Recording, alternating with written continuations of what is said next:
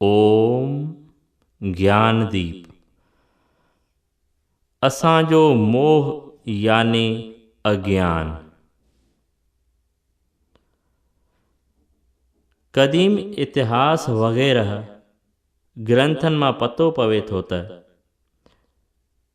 कंहिं ज़माने में मनुष्य हासिल थियलनि भोग सुखनि खे छॾे परम आत्म सुख जे लाइ ख़्वाहां हूंदो हो। हुन पंहिंजे हयातीअ जो मक़सदु ई मञी रखियो हो आत्मा याने पंहिंजे स्वरूप खे ॼाणण ख़्वाह परमात्मा खे प्राप्त करणु। जनम जे वक़्त खां ई वठी उन मक़सद लाइ तयारी थींदी हुई ऐं हयातीअ भर में उन मक़सद जी सिख्या मिलंदी हुई। ब्रह्मचर्य, गृहस्थ, वानप्रस्थ ऐं सन्यास, उहे 4 आश्रम ऐं ब्राह्मण, खत्री, वैश्य ऐं शूद्र, उहे 4 वर्ण उन आख़िरीन मंज़िल खे हासिल करण लाइ बणाया विया हुआ। जे मनुष्यनि खे पंहिंजी पंहिंजी हालत मूजिबि उन्हनि आश्रमनि ऐं वर्णनि जे धर्मनि जी सिलसिलेवार पैरवी करण सां परमात्मा जे तरफ़ वठी वेंदा हुआ। विद्या जो मक़सदु ई हो मनुष्य खे पूरन सुख जी प्राप्तिअ लाइ उपाव बताइण जो। ज़माने पलटो खाधो, मनुष्य जी नज़र हेठि लथी ऐं मंज़िल मक़सूद वारो पदार्थ हेठें दर्जे जो थी वियो। एतिरे क़दुरु जो भोगनि जो सुख ई हयातीअ जो मक़सदु ॼाण में आयो। पंहिंजे लाइ तोड़े देश लाइ बि अहिड़नि ई सुखनि लाइ कोशिश जारी रही। जो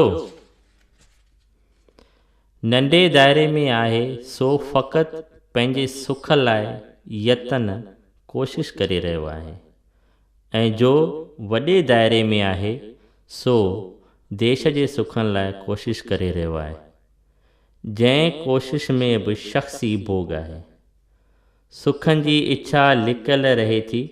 अहिड़े सुख जो स्वरूप छा आहे? ख़ूब धन हुजे, मान हुजे, मर्तबो हुजे, उहिदो हुजे, वॾाई हुजे, उन्हनि जी प्राप्तिअ लाइ भली खणी कहिड़ा बि रस्ता वठणा पवनि ऐं कहिड़ा बि उपाव अख़्तियार करणा पवनि। कूड़, कपट, छल, डोह, ख़्वाह, हिंसा बि करणी पवे त बि परवाह न आहे। कमु ज़रूरु थियणु घुरिजे ऐं कामयाबी मिलणु घुरिजे। अचरज त इन ॻाल्हि जो आहे जो माण्हू जेको पाण ई मौत जी मुंहं में पियो आहे सो वरी ॿियनि खे मारे ऐं लुटे पाण खे सुख ऐं शांतीअ सां जीअरो रखणु थो चाहे। पर कजे छा?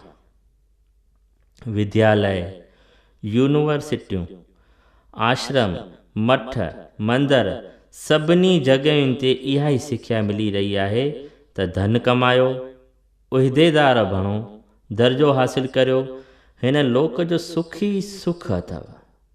हिते जो दर्जो हासिल करण ई हयातीअ जो मक़सदु आहे ऐं इहो जेकॾहिं न थियो त हयाती अजाई वई। उन जो नतीजो ज़ाहिर पियो आहे। अॼु चइनी पासे उहिदे लाइ लड़ाई थी रही आहे। लोकनि जो जीवन दुखी बणिजी वियो आहे। को दर्जे हासिल करण लाइ तड़फी रहियो आहे त को वरी उन जे बचाव लाइ तड़फी रहियो आहे। छा वर्णन कजे? मतिलबु त असांजो समूरो जीवन ॿाहिरि मुख थी वियो आहे। ॿाहिरियनि पदार्थनि लाइ ख़्वाह इंद्रियनि जे भोगनि वास्ते विकामी चुको आहे।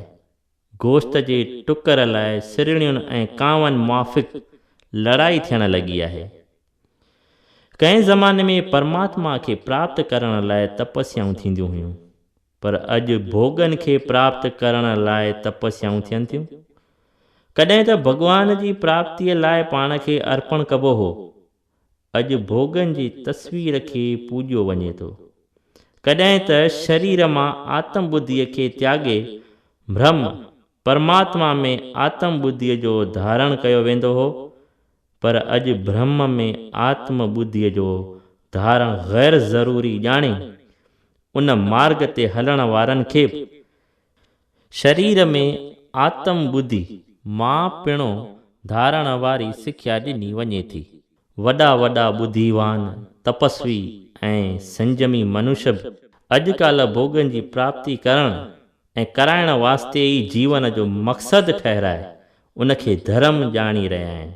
मगर हिन भोग परायणता याने इंद्रियनि जे सुख वारे जीवन जे हुअण जो नतीजो छा थो थिए?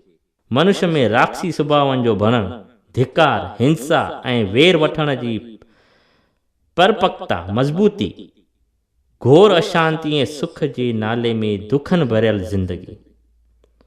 उन जो ज़ाहिर मिसाल आहे उहे देश जेके भोग सुखनि दुनियावी शान ऐं शक्तिअ वारा आहिनि ऐं जिन खे लोक उन्नतीअ वाधारे वारा था ॼाणनि।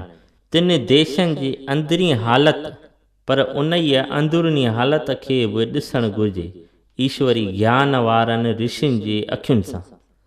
असां त उहे अखियूं विञाए छॾियूं आहिनि। घटि में घटि असांजे अखियुनि अॻियां भोगनि जो चाह रूपी ॼारो अची वियो आहे, जंहिं करे असीं उल्टीअ नज़र वारा थी पिया आहियूं। तंहिं करे असांखे उन्हनि देशनि जूं सभई ॻाल्हियूं सुठियूं लॻनि थियूं, पोइ भले खणी उहे बुरियुनि खां बि बुरियूं हुजनि।